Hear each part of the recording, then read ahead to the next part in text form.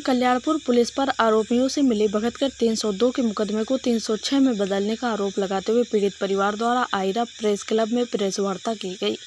Press वार्ता के दौरान मृतक की बहन ने बताया कि उसके भाई की हत्या की बात उसकी भाभी ने क्षेत्रीय लोगों और स्थानीय पुलिस के सामने कबूल ली गई थी। उसके बाद भी थाना प्रभारी कल्याणपुर और विश्वविद्यालय चौकी प्रभारी राजन मौर्य द्वारा आरोपी से मिलीभगत कर हत्या के मुकदमे को आत्महत्या में बदल दिया गया।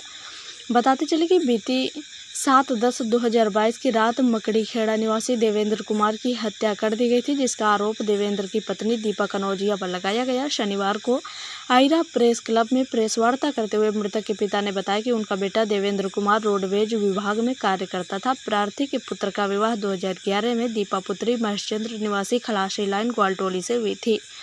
देवेंद्र के पिता की माने तो शादी के कुछ समय बाद ही उनकी बहू दीपा द्वारा आए दिन घर में लड़ाई झगड़ा करना शुरू कर दिया गया। बीती 7/10/2022 की रात्रि देवेंद्र और दीपा दोनों नीचे कमरे में सोने गए हुए थे। इस दौरान दोनों के बीच किसी बात को लेकर लड़ाई झगड़ा शुरू हुआ और सुबह जब देवेंद्र के परिजन नीचे पहुंचे तो देखा कि उनका बेटा मृत अवस्था में जमीन पर पड़ा था। सूचना पर पहुंची पुलिस और क्षेत्रीय लोगों के सामने मृतक की पत्नी दीपा के द्वारा देवेंद्र की हत्या करने की बात भी कबूली गई थी। इसके बाद भी थाना कल्याणपुर पुलिस द्वारा हत्या के मुकदमे को आत्महत्या में बदल दिया गया। मृतक के पिता ने बताया कि मेडिकल रिपोर्ट में उनके बेटे की हत्या करने की बात बताई जा रही है। उसके बाद भी कल्याणपुर पुलिस ने बिना मेडिकल रिपोर्ट व जाँच किए ही हत्या को आत्महत्या में बदल दिया। पीड़ित परिवार ने आरोपी और पुलिस के खिलाफ शिकायत लेकर उच्च अधिकारियों के दर पर भी गुहार लगाई, पर पीड़ित परिवार को कोई भी न्याय नहीं मिला, जिससे परेशान होकर पीड़ित परिवार के द्वारा मीडिया का दरवाजा खटखटाया गया। हैरत की बात तो यह है कि बड़े बड़े दावे करने वाली कानपुर पुलिस आजकल बिना जांच पड़ताल किए ही आरोपियों की पैरवी में जुटी रहती है, जिसके उदाहरण आए दिन कानपुर के अलग अलग थाना क्षेत्रों में देखने को मिलते रहते हैं। अब देखना यह है कि इकलौते बेटे की हत्या होने के बाद दर दर की ठोकरें खाने वाले पीड़ित परिवार को उच्च अधिकारियों द्वारा क्या न्याय दिलाया जाता है। देखिए रिपोर्ट। क्या घटना हो गई?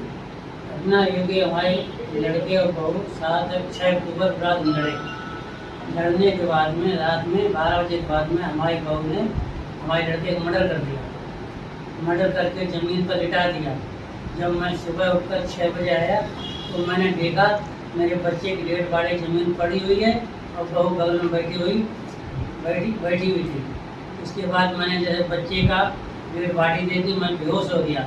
मैं चिल्ला पड़ा, रोने चिल्लाने की आवाज़ हो गई, इसलिए पूरे मोहल्ले के लोग इकट्ठे हो गए। उसके बाद जांच पड़ताल हुई। पुलिस के सामने मेरी बहू ने ये बात को कबूला कि मर्डर मैंने किया, इसके जिम्मेदार मैं हूँ। उसके बाद मैं थाने कल्याण पर रिपोर्ट लिखाने गया। रिपोर्ट 302 का मुकदमा लिखाया। इसके बाद बिना कहे सुने ही बिना पूछताछ के 306 में मुकदमा कायम कर दिया गया, जिसकी मैंने कई बार काफ़ी लोगों से शिकायत की, जिसका मुझे आज भी न्याय नहीं मिल पाया। मैं आज भी दर दर भटक रहा हूँ, इसलिए मुझे न्याय चाहिए। क्या करता था आपका बेटा? बच्चा हमारा रोडवेज में कर्मचारी रोडवेज में कंडक्टर पद पर था, लेकिन इस समय बाबू था जो कि रोडवेज चुनने के डिपो में बैठता था। और इसके माँ बाप बहुत धमकी देते थे। इसका भाई एक पुलिस में रोहित नाम का प्रयागराज में बहुत धमकी देता था, अगर थाने आने गए तो तुम सालों सबको बंद करा देंगे, सबका मर्डर करा देंगे।